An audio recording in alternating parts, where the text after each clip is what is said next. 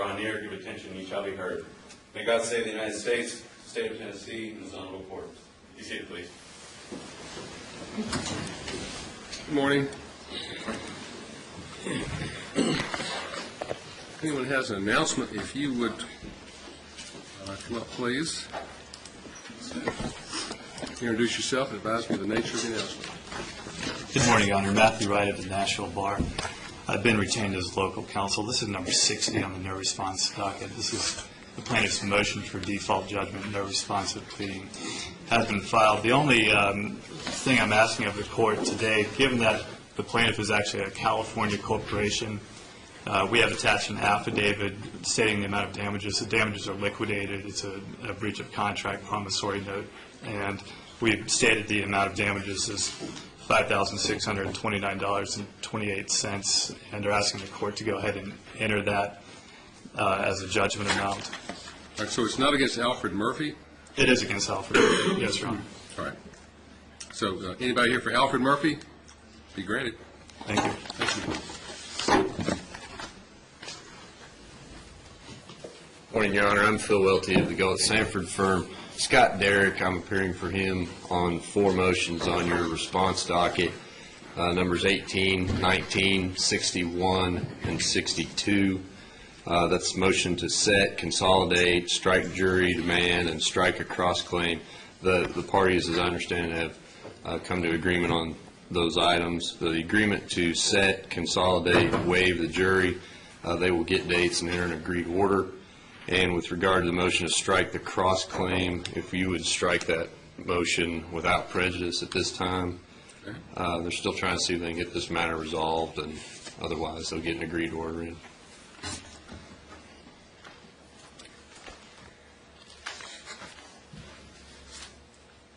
We'll strike that and submit your other agreed orders. Thank you, sir. Okay. Catherine Corliss in the Nashville Bar. I'm here on behalf of Vanderbilt University. We are not on the motion docket. Vanderbilt, the hospital, has been sued by a former patient, and they've been sued for an alleged HIPAA violation for distributing medical records of that patient to a third party.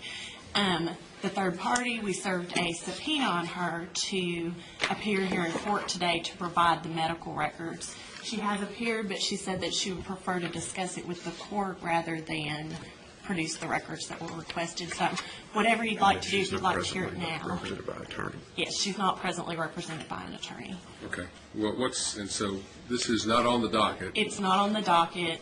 I said it here because I anticipated that there might be some problem receiving the records. Okay.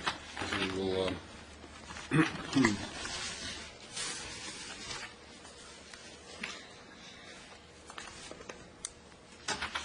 what's the docket number?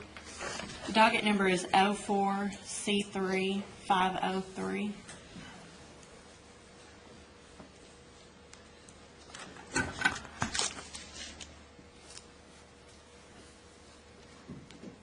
I'll put you all on the heel of the docket before the summary judgment motion. So, and the person who's a subpoenaed individual. Yes, ma'am. What we'll do is we're going to hear some other motions first. It'll probably be an hour or so before we get to you, but then we'll take you up before I get into the dispositive motions. Okay? Thank you. Thank you.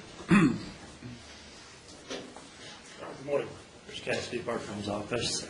Number 3 on your assignment docket with responses. We've agreed to a scheduling order in principle, Your Honor. We'd like to see if we could get some trial dates in the fall. Would that require opening the docket, or where are we at with What getting? month are we looking at?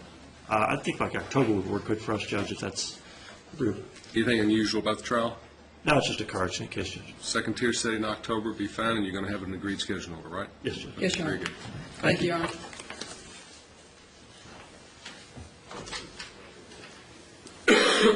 Your Honor, Brian Esser of the Nashville Bar. On the dispositive motion, docket number 25, Tiffany Jordan Johnson versus Meharry Medical College School of Dentistry and Erica McCoy.